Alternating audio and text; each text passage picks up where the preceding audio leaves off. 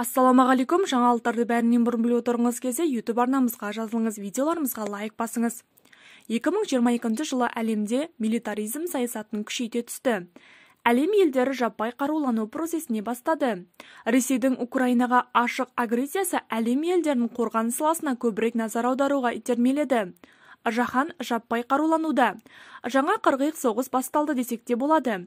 Бірінші қырғиық қабақ соғыста 6 құрлықта түрлі қарулы қақтығыстар болды. Жаңа тексерістің тарихы да соған ұқсас болуы мүмкін. Украина даласында әлемнің екінші әскерінің танктері өртеніп, сарбаздары үйінде астында жатыр. Ұшақтары құлап, кемелері суға батуда. 2022 жылдың 24 ақпанында Ресей әскерлері жеңілмейді деген аңыздың аяғы аспаннан келді. Жеңілуде. Рейтингде 22 орында тұрған әскердің жеңілуде. 2022 жылы Армения мен Азербайжан арасында соғыс болды. 44 күнге созылған қан майданда Баку басқыншыдан отарланған жерінің басым бөлігін қайтара білді. Ереван еріксіз бітім сұрады. Келісім деп жан ұшыра Путинге қарайлады. Путин тасалқан болған Армения әскерін толық жойылудан құтқарып қалды. Бітімгерлік күштерін кіргізу туралы 3 жақты келісім жасалды. Соғыс аяқталды. Армения Азербайжаннан оңбай ұтылды. Сарапшылар бұл екі соғысқа салыстырмалы талдау жасап, жеңіліс себебін іздеу үстінде. Армения толық ресейлік қарумен қаруланған. Әскери техникасының басым бөлігі ресейлікте, КСР кезеңнен қалған темір-терсектер.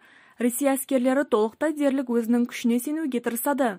Қазіргі Ресей әскерінің әскери әлеуеті де сол КСР-дан мұра болып қалған техниканы модернизациялау мен өзіндік өндірісіне арқа сүйейді.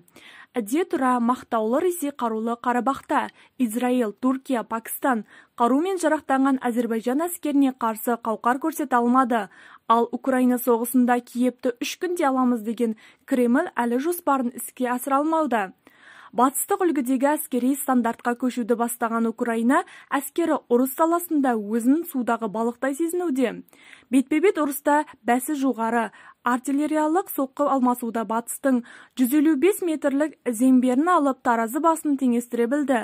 Ал зымыран кешенінде дәлме-дәл соққы жасайтын зымыран кешендерімен нәтиже көрсетуде. Ресей әскерлері реформаны сөз жүзінде жасаған, ал шын мәнінде шабуыл жасап, тактикасы кеңестік дәуірден алшақ кетпеді дейді мамандар.